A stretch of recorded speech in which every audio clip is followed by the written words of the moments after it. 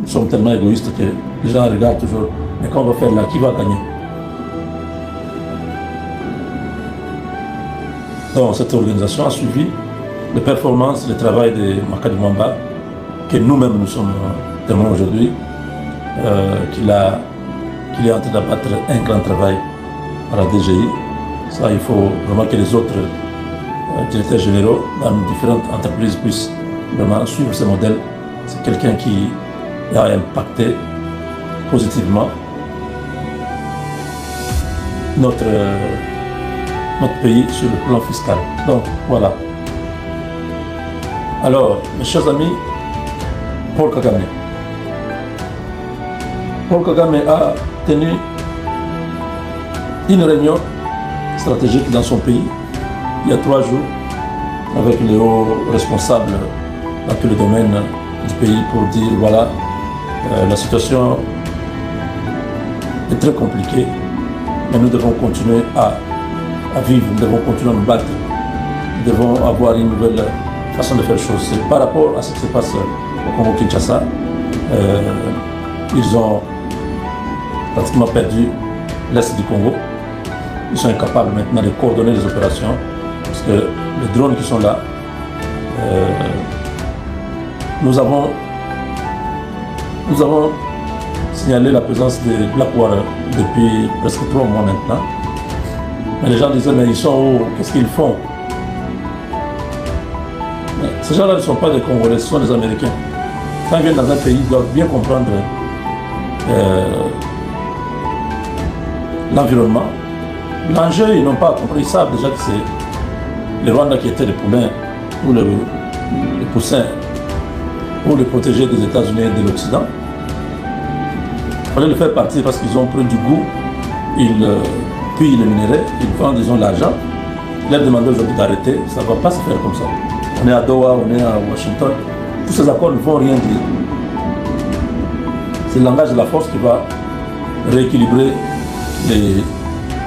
la conversation.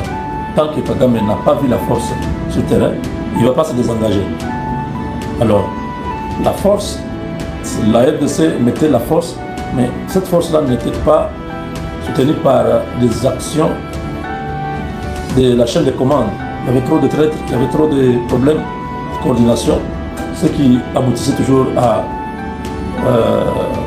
une sorte de capitulation. On devait toujours reculer en train de laisser. Mais quand la guerre qui est technologique entre en scène, Kagame n'a pas pu se battre. Nous pouvons dire tout ce que nous voulons, mais les Wazalendo sont au sol. Dans les airs, vous avez les Wazalendo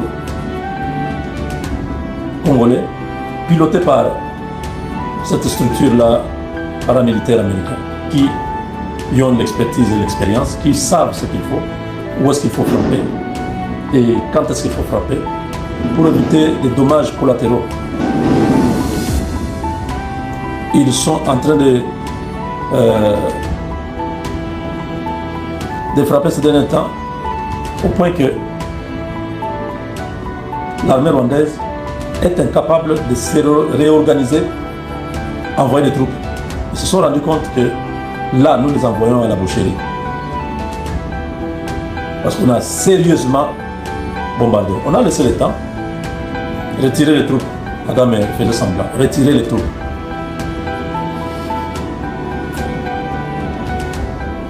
Finalement, on s'est dit, il faut frapper. Quand on frappe, vous avancez. Comme dans tous les coins, les FARDC n'étaient plus là. Les FARDC étaient loin, dans le Walikale là-bas, un peu au-delà de Lubero, au sud Kivu, dans certains milieux. Mais beaucoup, c'était les Wazalendo. Donc, ce genre de frappes qui font ce genre de morts. Vous voyez par exemple une photo comme ça. Vous voyez une photo comme ça par exemple, c'est vous dire à quel point ces gens sont en train de mourir au Congo. C'est la boucherie.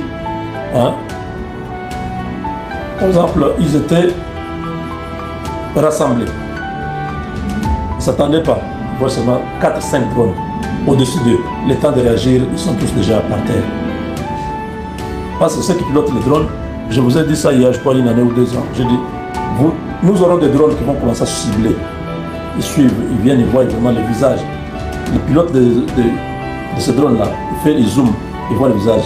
Et les gars disent, ah, c'est eux. Ils voient leur tenue. On demande au commandant secteur, est-ce que vous avez vos hommes là-bas? Non.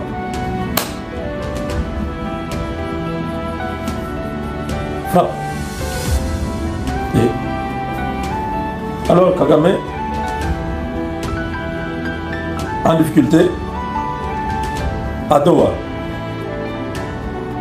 ça piétine.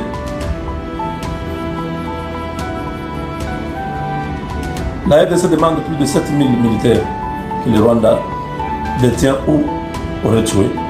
La RDC demande de restituer les corps de ceux qui sont morts et libérer ceux qui sont vivants, contre 750, soi-disant que les RDC détiendraient, entre autres Mangachouchou.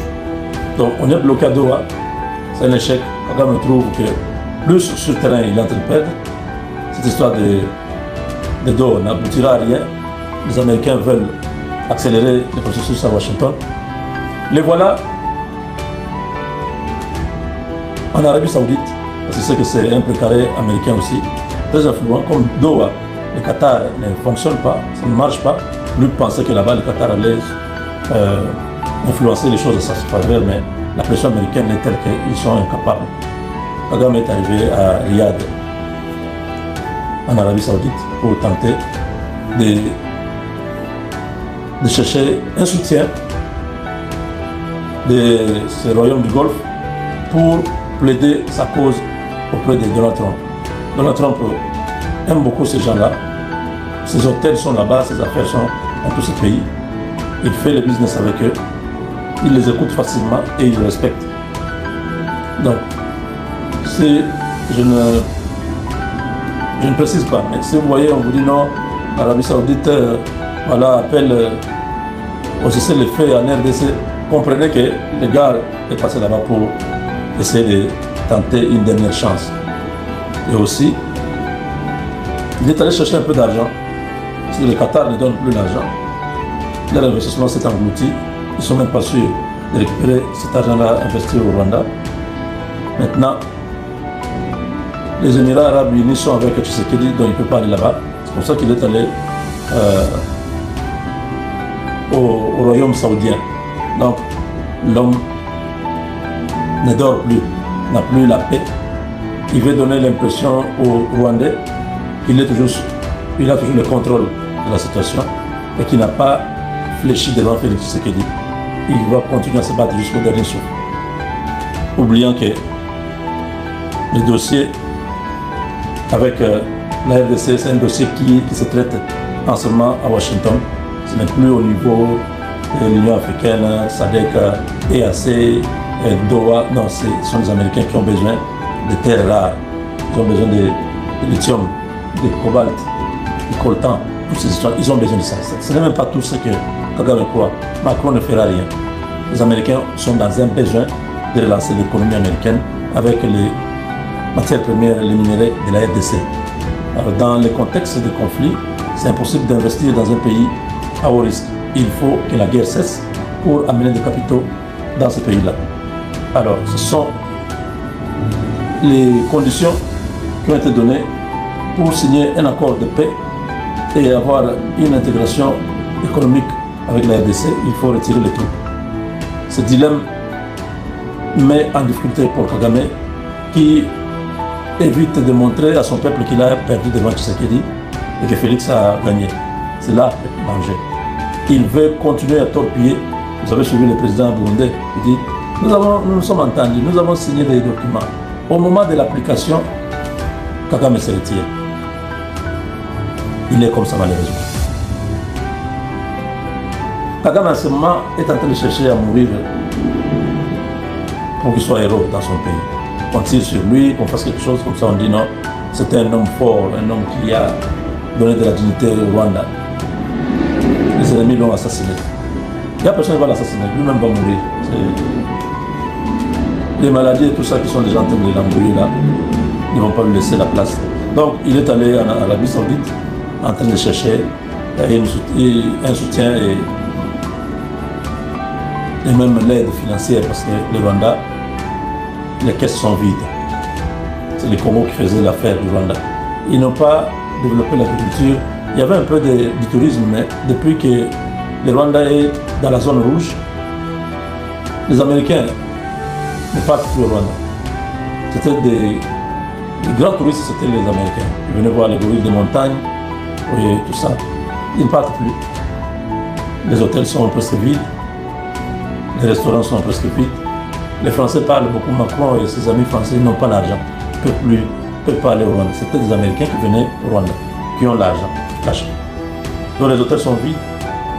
Les bonnes filles chôment parce que les bonnes filles avaient un peu du travail. Quand les hommes venaient, elles pouvaient aller se folâtrer un peu, glaner quelques billets verts. Maintenant là, tous les hirondelles sont en mode avion, en mode chômage. Ah, le Rwanda. Il ne fallait pas chercher le problème avec les Congolais. Il fallait rester dans votre coin, développer l'agriculture et tout le reste. Vivre une vie normale. Mais vous êtes dit, nous allons attaquer les Congos. 30 ans après, vous vous rendez compte que les Congolais ne vous ont pas lâché. Hein? Vous avez tué, les Congolais ont dit, malgré ça, nous on ne va pas permettre. Vous allez déchanter. Et là, ils sont en train de déchanter. Oui, les Hirondelles sont en mode avion. Quand vous mettez mode avion, donc vous ne resterez pas.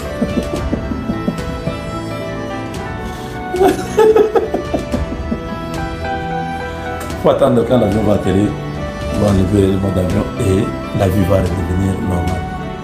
Il faut attendre que Kagame ne soit pas là, que la guerre s'arrête. Et le Rwanda pourra avoir un dirigeant qui pourra redonner encore de la confiance dans la région. Et on va lever cette alerte-là rouge. On a déjà cité même les endroits où il ne faut pas visiter au Rwanda. C'est une alerte de niveau 4. Donc c'est comme si vous allez en Corée du Sud et du Nord. C'est comme si vous allez en Iran, vous êtes américain. On vous dit, ça c'est les endroits au Venezuela, vous ne pouvez pas partir. C'est très dangereux.